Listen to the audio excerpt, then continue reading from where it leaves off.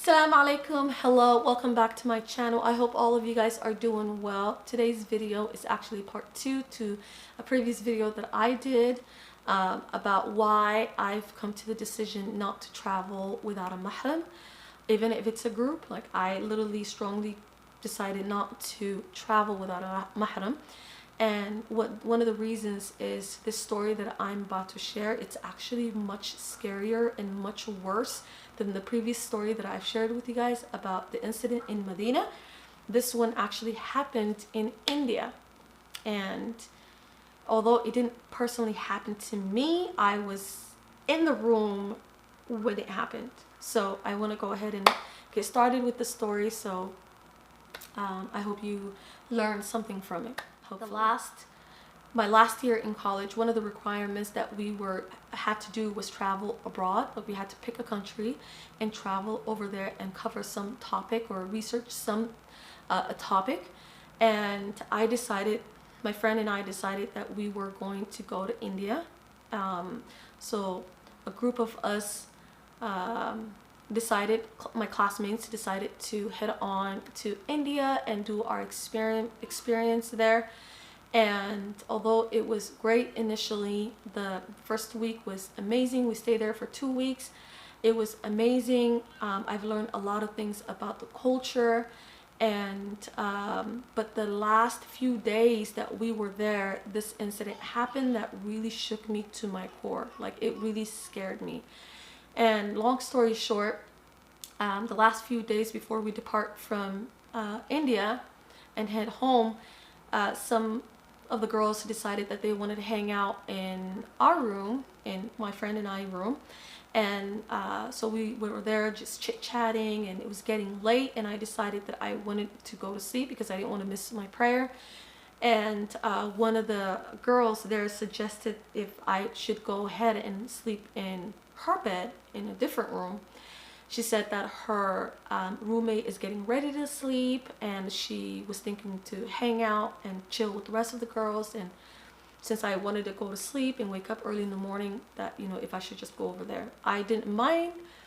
I didn't want to be the one who kind of ruined their moment. They were having a very intense, interesting conversation, and I didn't want to just ruin that for them. So I decided that I was going to go ahead and stay with the other girl. I mean, everybody sort of knew each other, so it's not that I didn't feel very uncomfortable with the girl.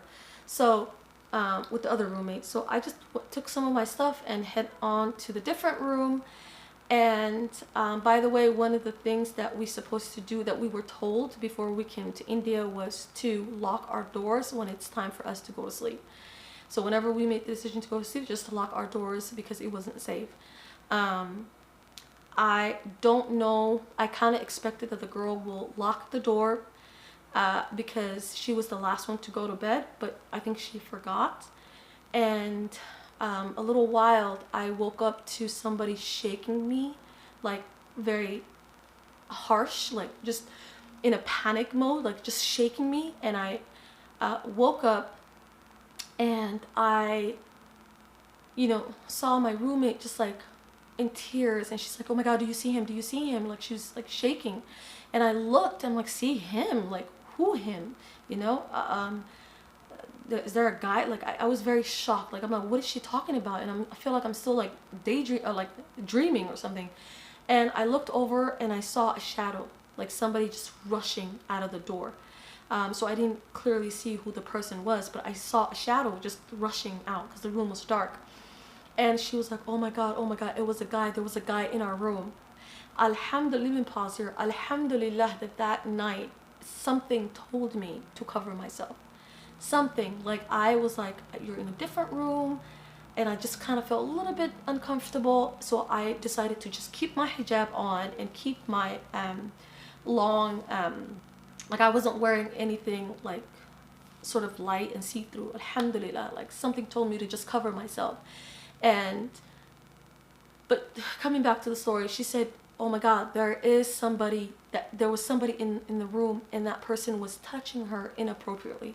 Like, she woke up to a guy literally just, subhanallah, just touching her very inappropriate places. And she was like shaking and really scared, and I was scared as well, because I just couldn't believe that that really happened. And I quickly just, you know, got up, locked the door, and I just comforted her. And then a little while we just kind of rushed out of the room because we just didn't feel safe, and we went to the rest of the girls and told them what happened. They came out of the room to try to find somebody, but it was too late by then. They tried to find the person. They asked us how the person looked.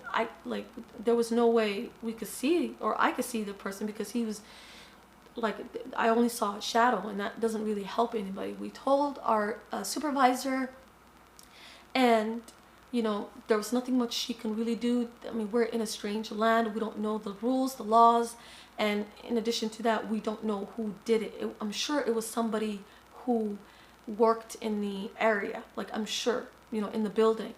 And so there was nothing that was done. And like, the homegirl, she's traumatized, I'm traumatized. And can you just imagine that if I was with a mahram, or if that girl was with a mahram, she was not a Muslim, by the way, but if she was with her brother, if she was with her significant other, a male family member, do you think you know, whoever came in that room would even think about that?